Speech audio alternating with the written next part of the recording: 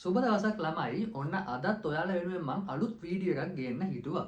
හැබැයි මේ වීඩියෝ එක වෙනද මං ඔයාලා වෙනුවෙන් කරන වීඩියෝ වලට වඩා ටිකක් වෙනස්. ඒ කියන්නේ වෙනද නම් මං ඔයාලට PDF එකක් දීලා ඒකට අදාළව තමයි පැහැදිලි කිරීමක් කරන්නේ.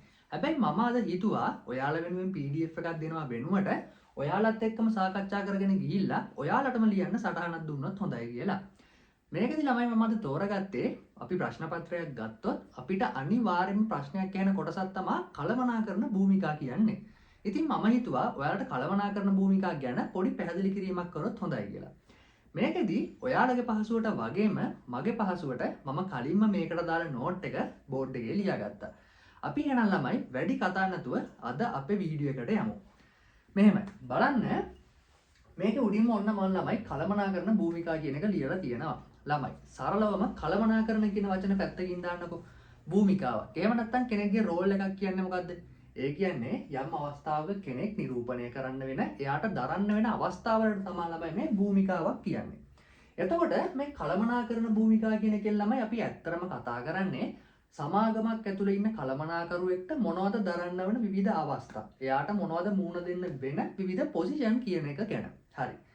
ඕකෙදී දැන් කළමනාකරන භූමිකා ගැන කතා කරන්න කලින් චුට්ටක් අපි ගැන කතා කරලිමුකෝ. මම මෙහෙම කියන්න. හිතන්න දැන් ඔයාලා කවුද? ඔයාලා ළමයි උසස් පෙළ ශිෂ්‍යයෝ. එතකොට ඔයාලා උසස් පෙළ ශිෂ්‍යයෝ විදියට ගෙදර ඉද්දී ගෙදර අයට ඔයා නිකම්ම ශිෂ්‍යෙක් විතරද? ඒක චුට්ටක් කල්පනා කරලා බලන්න. ඒ කියන්නේ මෙහෙම. හිතන්න ඔයාගේ අම්මට තාත්තට අනුව නම් ළමයි ඔයාලා එයාලගේ ළමයා. ඒ කියන්නේ ඔයා උසස් පෙළ ශිෂ්‍යයෙක් වුණාට අම්මට තාත්තට අනුව එයාලගේ ළමයා. එතකොට හිතන්න ඒක ළමයා කියනක ඔයාගේ භූමිකාව. තව හිතන්න ඔන්න ගෙදරට මොනවා හරි බඩු මුට්ටු වගේ දේවල් ගන්න අවශ්‍ය වෙනවා. ඒ වගේ වෙලාවට අම්මා හරි තාත්තා හරි ඔයාට කියනවා කඩේ ගිහින් එන්න කියලා. එතකොට ළමයි කඩේ ගිහින් එන අදාළ බඩු ගේන එකත් ළමයි ඔයාලට කරන්න වෙන එක භූමිකාවක්. ඒ කියන්නේ ඒක ඔයාලගේ කොටසක්. එතනින් ගත්තාම ඔයාගේ යාළුවෝ ඉන්නවා. ඔයා යාළුවෝ එක්ක ඇවිදින්න කරන්න යනවා, සෙල්ලම් කරන්න යනවා. එතකොට ඒ අයත් එක්ක ඉදි ළමයි ඔයා යාළුවා කියන භූමිකාවේ තමයි ඉන්නේ. ඔය විදිහට ළමයි මේ භූමිකාවක් කියන්නේ කෙනෙක්ට විවිධ අවස්ථාවලදී දරන්න වෙන විවිධ තත්ත්වයන්. හරි. දැන් අපි එමු මේ අපි කතා කරන කළමනාකරන භූමිකාවල න. බලන්න මේ කළමනාකරන භූමිකා කියන ඒවා ළමයි ඔයාලා දන්නවා කවුද හඳුන්වා දුන්නේ? මේවා ළමයි හඳුන්වා දුන්නේ හෙන්රි මින්ස්බර්ග්. ඒ නිසා මම මේක ලියාගත්තා කළමනාකරන භූමිකා ඉදිරිපත් කිරීම කරවුවේ හෙන්රි මින්ස්බර්ග් කියලා. ඔයාලා හොඳට මතක තියාගන්න. ප්‍රශ්නයකට MCQ එකකට අහන්න පුළුවන් කළමනාකරන භූමිකා හඳුන්වා දුන්නේ ඉදිරිපත් කළේ කවුද කියලා. එතකොට ඔයාලට ලියන්න පුළුවන් හෙන්රි මින්ස්බර්ග් කියලා. හරි. ඊට පස්සේ ළමයි ඔයාලා දන්නවා කළමනාකරන භූමිකා ළමයි මේ පුද්ගලයා හෙන්රි මින්ස්බර්ග් ළමයි ප්‍රධාන කළමනාකරන භූමිකා තුනක් අපිට හඳුන්වා දුන්නා. මම ඒක පැත්තකින් ලියාගත්තා කළමනාකරන භූමිකා ප්‍රධාන වශයෙන් කොටස් 3යි. ඒ වගේම ළමයි ඒ ප්‍රධාන කොටස් 3ට අමතරව ඒවත් එක්කම එයා උපභූමිකා 10ක් තව අපිට හඳුන්වා දුන්නා. එතකොට අපි මේ කළමනාකරන භූමිකා කියන මාතෘකාව යටතේ මේ ප්‍රධාන තුන සහ උපභූමිකා 10 වෙන වෙනම කතා වෙනවා. හරි. අපි යන ළමයි අපේ පළවෙනි ප්‍රධාන භූමිකාවට බලමු. මේකේ අපි පළවෙනි ප්‍රධාන භූමිකාව වෙන්නේ ළමයි අන්තර්පුද්ගල භූමිකා කියන එක. මොකක්ද ළමයි මේ අන්තර්පුද්ගල භූමිකාවක් කියන්නේ? ඔයාලට මේ වචන කියවුවාම හිතන නැති අන්තර්පුද්ගල. ඒ කියන්නේ පුද්ගලයන් හා සම්බන්ධ. ළමයි මේ කළමනාකරන භූමිකාවල පළවෙනි භූමිකාව විදිහට අපි ගන්න අන්තර්පුද්ගල භූමිකාවේ ළමයි ඇත්තටම වෙන්නේ කළමනාකරු එයාගේ ආයතනයේ සේවකයෝ එක්ක පුද්ගලයෝ එක්ක කටයුතු කරද්දී එයාට දරන්න වෙන විවිධ අවස්ථා තමයි ළමයි මේ අන්තර්පුද්ගල භූමිකාවලදී කතා වෙන්නේ. ඒ කියන්නේ ආයතනයේ සේවකයෝ ඉන්නවානේ. සේවකයොත් එක්ක කටයුතු කරද්දී, ගනුදෙනුකරුවෙත් එක්ක කටයුතු කරද්දී, විවිධ පාර්ශව එක්ක කටයුතු කරද්දී කළමනාකරුට මුහුණ දෙන්න වෙන විවිධ අවස්ථා තමයි මේ අන්තර්පුද්ගල භූමිකා කියන එකේ ඇතුළත් වෙන්නේ. හරි. අපි ඒකේ පළවෙනි භූමිකාවට එමුකෝ උපභූමිකාවට. ළමයි අන්තර්පුද්ගල භූමිකාවල තියෙන උපභූමිකා යටතේ පළවෙනි උපභූමිකාව තමයි ළමයි ප්‍රධානියා කියන එක. හරි. ප්‍රධානියා කියන එකට මම ඔයාලට මෙහෙම පොඩි හැඳින්වීමක් දීලා තියෙනවා. බලන්න. සංකේත සහ නාම මාත්‍ර ප්‍රධානියා විදිහට මෙයා කටයුතු කරනවා කියලා කියනවා. ළමයි ඔය සංකේත සහ නාම මාත්‍ර ප්‍රධානියා කියන්නේ මෙහෙම. හිතන්න ඔයාලා බැංකුවකට යනවා. බැංකුවේ ළමයි වෙනම කාමරයක ඉන්නවා මැනේජර්. හැබැයි සමහරවිට මැනේජර් එහෙම නැත්නම් කළමනාකරු වෙනම හිටියා කියලා එයා අදාළ බැංකුව පාලනය කරා කියලා එයා බැංකුවේ අයිතිකරු වෙනවද? නෑ නේද? ඒ වගේම තමයි ළමයි සමාගමක් ගත්තා. සමාගම පාලනය අදාළ කටයුතු පරිපාලන කටයුතු කරන්නේ කළමනාකරු තමයි. හැබැයි ඒකේ අයිතිකරුවන් වෙන්නේ ආයෝජකයන්. හැබැයි සමාගම මෙහෙයවීම සහ අදාළ කටයුතු කරන්නේ ප්‍රධානියා විදිහට මෙන්න මේ කියන කළමනාකරු. ඒ කියන්නේ එයා අදාළ සමාගමේ අයිතිකරු හිමිකරු නෙවෙයි. හැබැයි සංකේතව ඒ වගේම නාම මාත්‍ර විදිහට අදාළ සමාගමේ ප්‍රධානියා විදිහට කටයුතු කරනවා. ඒක තමයි ළමයි මේ අන්තර්පුද්ගල භූමිකා යටතේ එන ප්‍රධානියා කරන කියන භූමිකාවෙන් කළමනාකරුවෙකු කරන්නේ. හොඳට මතක තියාගන්න එයා අයිතිකරු නෙවෙයි. හැබැයි අදාළ අවස්ථාවේදී එයා එහි ප්‍රධානියා විදිහට සංකේත නාම මාත්‍ර ප්‍රධානියා විදිහට කටයුතු කරනවා. ඔන්න මම හිතනවා පළවෙනි එක ඔයාලට පැහැදිලි වෙන්න ඇති කියලා. හරිද? මෙයා හරි පැහැදිලි සත්‍ය ප්‍රධානියා නෙවෙයි. හැබැයි එයාට හම්බුන තනතුරත් එක්ක එයා සංකේත සහ නාම මාත්‍ර ප්‍රධානියා විදිහට කටයුතු කරනවා. හරි. එතකොට තමයි මේකෙදි මම දීලා තියෙනවා මෙයා මේ ප්‍රධානියා කියන භූමිකාව යටතේ මොනවද ඉටු කරන කාර්යයන් කියලා. බලන්න. සමාගමට යම් කෙනෙක් අලුතින් පැමිණියොත් වෙන්න පුළුවන්, විවිධ ආයෝජකයන් වෙන්න පුළුවන්. පැමිණියොත් ළමයි අදාළ අමුත්තම් පිළිගැනීම මේ ප්‍රධානියාට අයත් කාර්යයක් විදිහට අපි හඳුනා ගන්නවා. අමුත්තම් පිළිගැනීම. ඒත් එක්කම ළමයි මොකක් හරි ඩොකියුමන්ට් එකක් වැදගත් ලියවිල්ලක් වගේ දෙයක් තිබ්බොත් ඒ දේවල් වලට අත්සන් කිරීමේ කටයුතු කරන්නෙත් ළමයි ප්‍රධානියා විදිහට මේ කළමනාකරුම තමයි. ඔන්න එතකොට දැන් මේකෙදි මම හෙන්රි මින්ස්බර්ග් හඳුන්වා දුන්න ප්‍රධාන භූමිකා 3 ගැන කතා කරගෙන යන්නේ. ඒකේ අන්තර්පුද්ගල භූමිකා යටතේ තියෙන ප්‍රධානියා කියන භූමිකාව තමයි මේ විදිහට මම ඔයාලට පැහැදිලි කරලා දුන්නේ. මේකේ වැඩි විස්තර කිරීමක් මම කරන්න යන්නේ නැහැ. අදහස ඔයාලට එකින් එක පැහැදිලි කිරීම විතරයි මම කරන්නේ. හරි. අපි ඒක දෙවනි උපභූමිකාවට එමු. ළමයි දෙවනි උපභූමිකාව විදිහට මම මෙතන ලියාගෙන තියෙන්නේ නායකයා කියන එක. ළමයි කවුද නායකයා කියන්නේ? ලීඩර් කෙනෙක්. ඔයාලා දන්නවා සාමාන්‍ය ක්‍රිකට් ටීම් එකක් ගත්තත් කණ්ඩායමට නායකයෙක් ඉන්නවා. නිකන් සරලව හිතන්න අපේ ක්‍රිකට් ටීම් එක ගත්තොත් ළමයි නායකයා කියන කෙනා මොකද කරන්නේ? එයා කරන්නේ ළමයි අදාළ මැච් එක දිනන්න අපේ අනිත් ක්‍රීඩකයෝ උනන්දු කරනවා. එයාලව මොටිවේට් කරන එක තමයි ළමයි නායකයා කරන්නේ. ඒ කියන්නේ අභිප්‍රේරණය කරන එක. ළමයි සමාගමක් ගත්තත් ඒකෙදි කළමනාකරු නායකයා විදිහට කරන්නේ අදාළ සමාගමේ අරමුණු හා පරමාර්ථ ඉටු කරගන්න සේවකයින් එහෙම නැත්නම් අනුගාමිකයින් අභිප්‍රේරණය කරන එක. එතකොට ළමයි තමන්ගේ සංවිධානයේ ඉන්න අනුගාමිකයන් අභිප්‍රේරණය කිරීම සම්බන්ධ කටයුතු කරන්නේ නායකයා. ඒ කියන්නේ අන්තර්පුද්ගල භූමිකා යටතේ එන නායකයා කියන උපභූමිකාව කරන්නේ මොකද්ද? තමන්ගේ ආයතනයේ ඉන්න අනුගාමිකයන් අභිප්‍රේරණය කරනවා. මොකක් සඳහාද? සංවිධානයේ අරමුණු සහ පරමාර්ථ ඉටු කරගන්න. එතකොට බලන්න ළමයි ඒක යටතේ එයා මොනවද සිදු කරන කාර්යයන්? එයා ළමයි තමන්ගේ ආයතනයේ ඉන්න සේවකයින් අගය කරනවා. ඒ කියන්නේ එයාලා හොඳ දෙයක් කරවුවොත් මොකක් හරි ආයතනයට වැදගත් දෙයක් කරවුවොත් ඒ අදාළ දේ අගය කරනවා. ඒත් එක්කම ළමයි කාර්ය සාධනය. ඒ කියන්නේ තමන්ගේ ආයතනයේ ඉන්න සේවකයන්ගේ කාර්ය සාධන මට්ටම මැන බැලීම, ඇගීම ඒ වගේ දේවල් කරන්නෙත් ළමයි නායකයා. ඒ කියන්නේ අන්තර්පුද්ගල භූමිකාව යටතේ එන නායකයා කියන උපභූමිකාවෙන් තමයි ළමයි අනුගාමිකයන් අභිප්‍රේරණය කරලා එයාලා වගය කරලා කාර්ය සාධනය ගැනීම වගේ දේවල් කරන්නේ. හරි. ඊට පස්සේ අපිට ඒකේ ඊළඟ එක තමයි ළමයි සම්බන්ධීකාරක. මේ වචනේ කියවපු ගමන් ඔයාලට හිතනවා ඇති සම්බන්ධීකාරක කියන්නේ මොකක් හරි දෙයක් ගැන සම්බන්ධතාවයක් පැහැදිලි කරලා දෙනවා කියලා. ළමයි ඒක ඇත්ත. මේ සම්බන්ධීකාරක කියන උපභූමිකාවේදී ළමයි කරන්නේ අභ්‍යන්තර වෙන්න පුළුවන්, බාහිර වෙන්න පුළුවන් සමාගම හා සම්බන්ධ පාර්ශව එක්ක සම්බන්ධතා පවත්වන එක තමයි ළමයි මේ සම්බන්ධීකාරක භූමිකාවෙන් කරන්නේ. එතකොට මේකේ කාර්යයන් විදියට ළමයි අපිට වෙන වෙනම අඳුන ගන්න පුළුවන් කවුද මේ සංවිධානයත් එක්ක සම්බන්ධ පාර්ශව. බලන්න ගනුදෙනු කරුවන් ඉන්නවා, සැපයුම් කරුවන් ඉන්නවා, වෙළඳ සංගම් ඉන්නවා, තව ළමයි ආයෝජකයන් වගේ අය ඉන්නවානේ. ඔය වගේ කට්ටියත් එක්ක ළමයි සම්බන්ධතා කනෙක්ෂන් එක පවත්වාගෙන යන පුද්ගලයා තමයි ළමයි සම්බන්ධීකාරක කියන්නේ. හරි.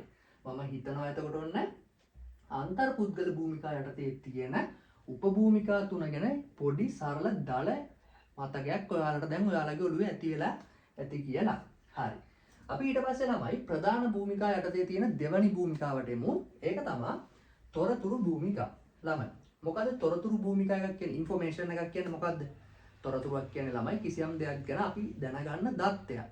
එතකොට මේ තොරතුරු භූමිකා කියන එක යටතේ ළමයි අපිට ඒකෙදිත් උපභූමිකා තුනක් මේ හෙන්රි මින්ස්බර්ග් හඳුන්වා දීලා තියෙනවා. බලන්න මේ මොනවද කියලා. පළවෙනි එක විදිහට ළමයි අපිට දීලා තියෙනවා නියාමක. ළමයි මොකක්ද මේ නියාමක කියන්නේ?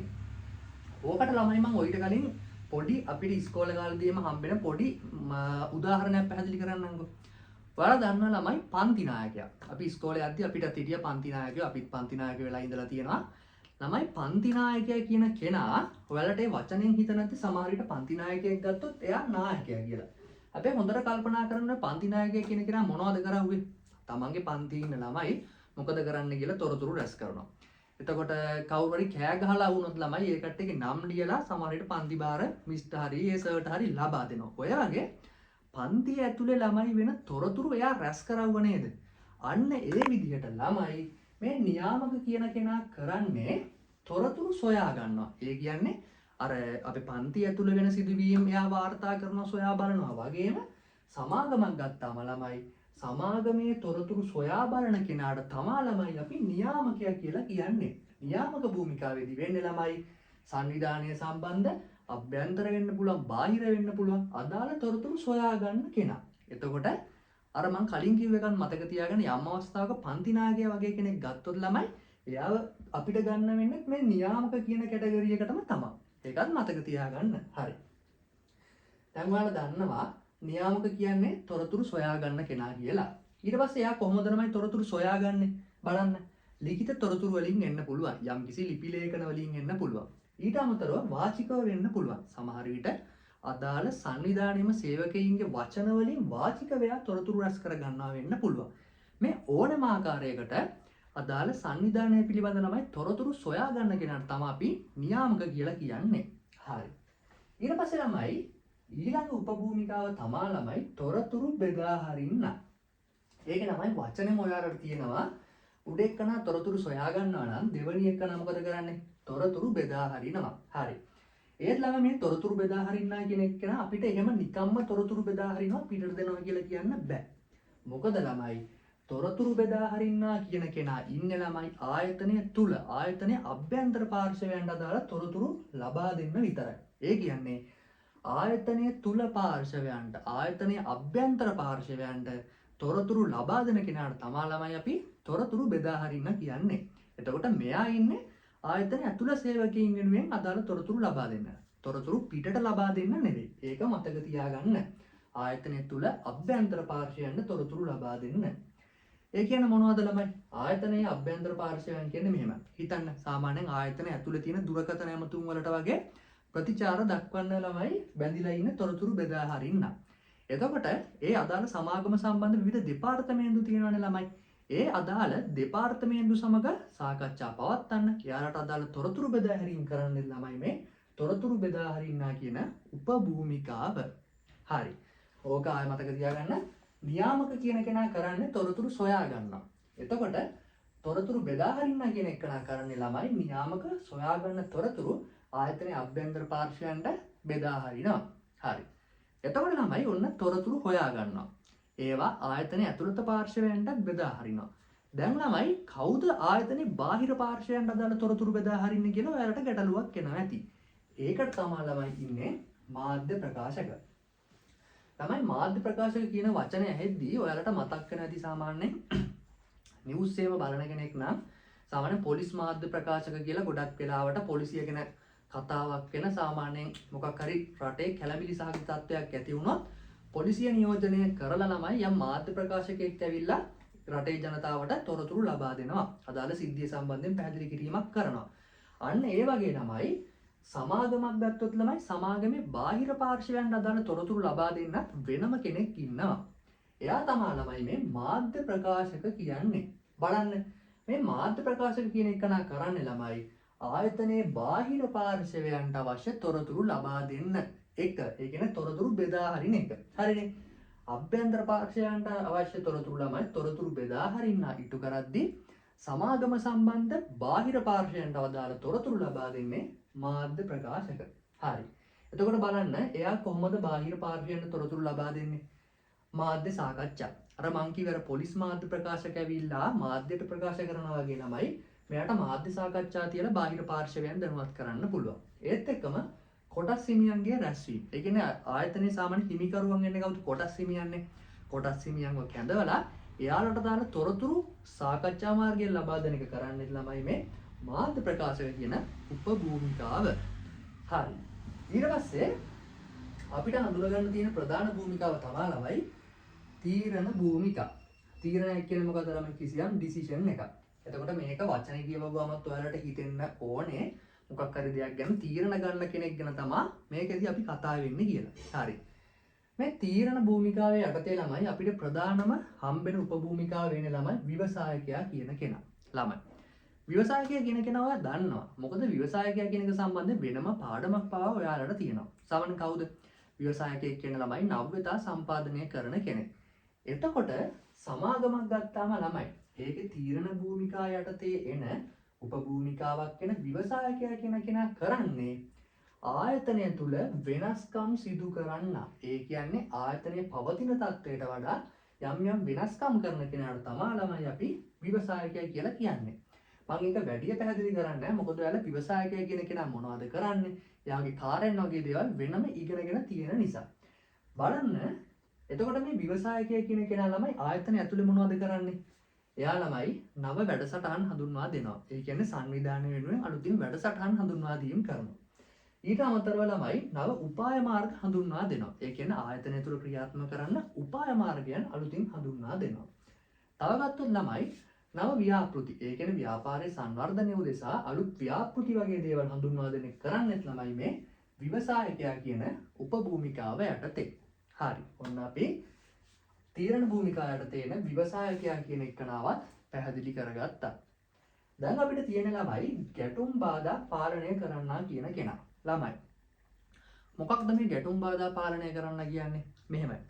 සමහරවිට ඔයාලා දන්නවා ළමයි මොකක් හරි ගැටලුවක් කියන්නේ මොකද්ද? ආයතනයක් අපේක්ෂා කරන තත්ත්වය සහ එයාලගේ ඇත්ත වශයෙන්ම ඇති වෙන තත්ත්වය අතර වෙනස්කමක් ඇති වෙන එකට තමයි අපි ගැටලුවක් කියන්නේ. එතකොට ළමයි මේ ගැටුම් බාධා පාලනය කරන්න කියන කෙනා කරන්නේ සංවිධානය තුළ ඒ කාර්යම තමයි. ඒ කියන්නේ සංවිධානය තුළ කලින් හිතපු නැති අහම්බෙන් වගේ සිදුවෙන අනපේක්ෂිත තත්ත්වයන්ට සාපේක්ෂව මුහුණ දෙන්න කටයුතු කරන එක තමයි ළමයි මේ ගැටුම් පාලනය කරන්න කියන්නේ කෙනා කරන්නේ.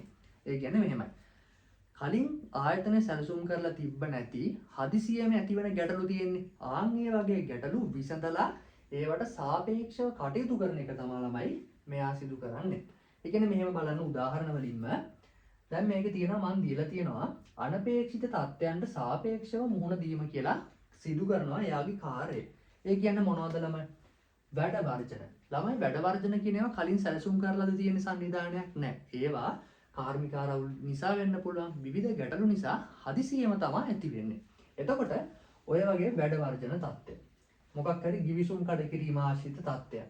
ඒත් එක්කම හදිසියේ සේවක පැමිණිලි, පාරිභෝගිකයන්ගේ පැමිණිලි. ඔයාලා හිතන්න මොකක් හරි නිෂ්පාදනයන් නිසා නිෂ්පාදනයක් කාටම හරි පාරිභෝගිකයට ඇලර්ජික් වෙලා එයා නඩු දානවා. මොකක් හරි ගැටලුවක්, නෛතික තත්ත්වයකට මුහුණ දෙන්න සිදු වෙනවා. ඒ වගේ ළමයි කලින් සැලසුම් කරපු නැති අනපේක්ෂිත තත්ත්වයන්ට ළමයි මුහුණ දෙන්න වුණොත් අදාළ ගැටලුවේදී මුහුණ දෙන කෙනා ළමයි කටයුතු කරන්නේ ගැටුම් බාධා පාලනය කරන්නා විදිහට. ඒකත් කළමනාකරුවෙකුගේ උපභූමිකාවක්. ඒ කියන්නේ කලින් සැලසුම් කරපු නැති ගැටලුවක් ඇති වුණොත් ඒ අදාළ තත්ත්වයට මුහුණ දෙන එක ළමයි කළමනාකරුවෙකු සතු විය යුතු භූමිකාවක් විදිහට අපි මේකෙදි හඳුනා ගන්නවා. හරි. ඊට පස්සේ ළමයි ඒකේ එන ඊළඟ එක තමයි ළමයි සම්පත් බෙදා හරින්න. ළමයි සම්පත් බෙදා හරින්න කිව්වම ඒ වචනේම තියෙනවා සාමාන්‍ය ව්‍යාපාරයේ සතු සම්පත් බෙදා හරිනවා කියන එක. හරි. ළමයි බලන්න මේ ව්‍යාපාරයේ සම්පත් බෙදා හරින්න කියන උපභූමිකාවේදී මොකද්ද වෙන්නේ කියලා. මේකදී ළමයි කරනවා සංවිධානයේ සතු සම්පත් විවිධ අංශ අතර බෙදා දීම. ළමයි සංවිධානයක් නෙවෙයි ඕනම දෙයක් ගත්තොත් ළමයි ඒකේ සම්පත් තියෙනවානේ. හැබැයි ඒ සම්පත් නිකම්ම අදාළ අංශ වෙත, අදාළ දෙපාර්තමේන්තුව වෙත, අදාළ වැඩ වෙත නිකම්ම බෙදිලා යන්නේ නැහැ. ඒවා ළමයි බලලා කරලා හරියට පිළිවෙලට බෙදලා හරින්න ඕනේ. එතකොට ළමයි සංවිධානයේ ඇතුලේ ඔය වගේ තියෙන සම්පත් අදාළ අංශවලට ගැලපෙන පරිදි වෙන වෙනම බෙදා දෙන එක තමයි ළමයි මේ සම්පත් බෙදා හරින්නා කියන කෙනා සිදු කරන්නේ. හරිනේ.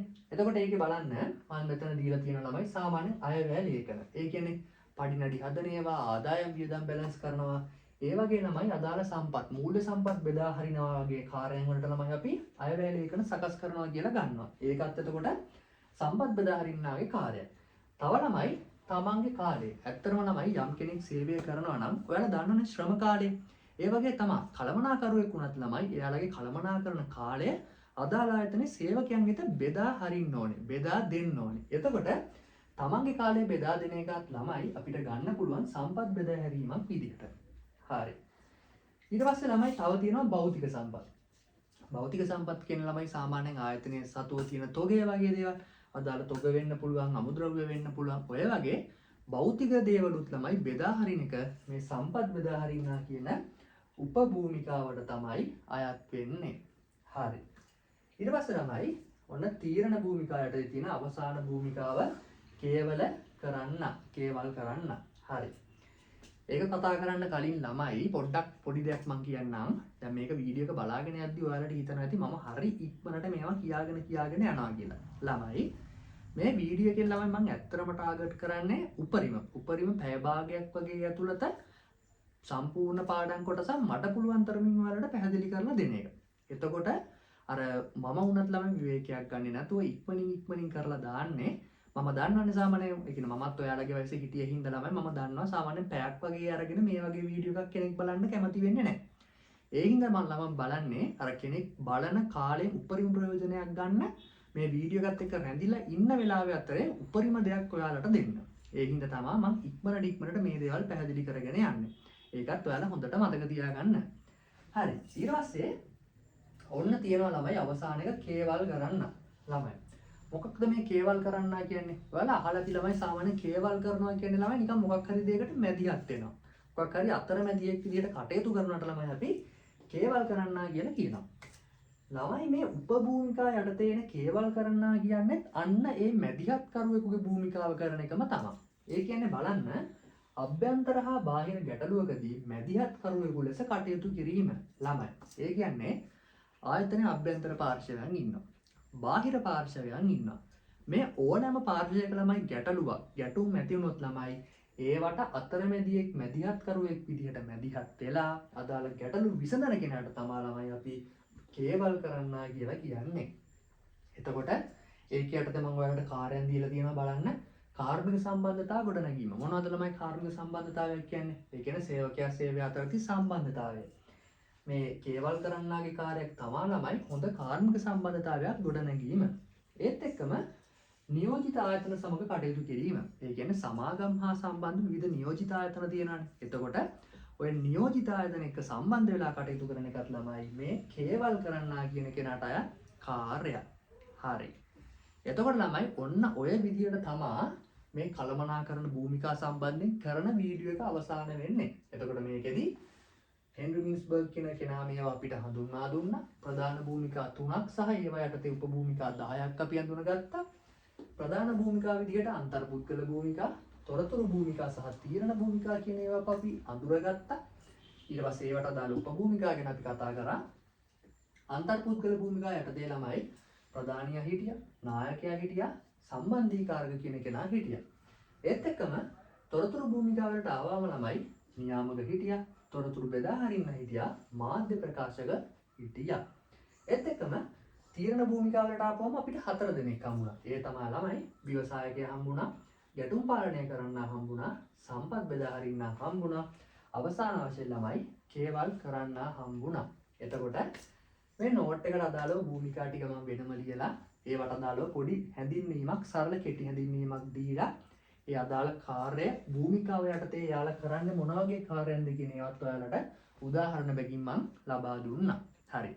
එහෙනම් ළමයි වීඩියෝ එක මේ විදිහට තමයි අවසන් වෙන්නේ. මම හිතනවා පොඩි කාලයක් ඇතුළත මට පුළුවන් ආකාරයට මේ කොටස් ටික මම ඔයාලට පැහැදිලි කරලා දුන්නා කියලා. එතකොට ඔයාලා දන්නා මගේ YouTube channel එක ගත්තා මම කෙටි වීඩියෝ කරන්නේ. කෙටි වීඩියෝ කියන්නේ විනාඩි 30ට අවම වීඩියෝ තමයි ළමයි මම පුළුවන් තරම් ඔයාලා වෙනුවෙන් කරන්න බලාපොරොත්තු වෙන්නේ. හරි. එහෙනම් ළමයි මම දැන් බෝඩ් එකෙන් අයින් වෙන්නම්. ඔයාලට එතකොට පුළුවන් ස්ක්‍රීන්ෂොට් එකක් හරි මේකේ ගහගෙන නෝට් එක හදාගන්න කෙනෙක්ට නෝට් එක හදාගන්න. එහෙනම් ළමයි සුබ දවසක්. අලුත් වීඩියෝ එකකින් අපි ආයෙ හම්බෙමු.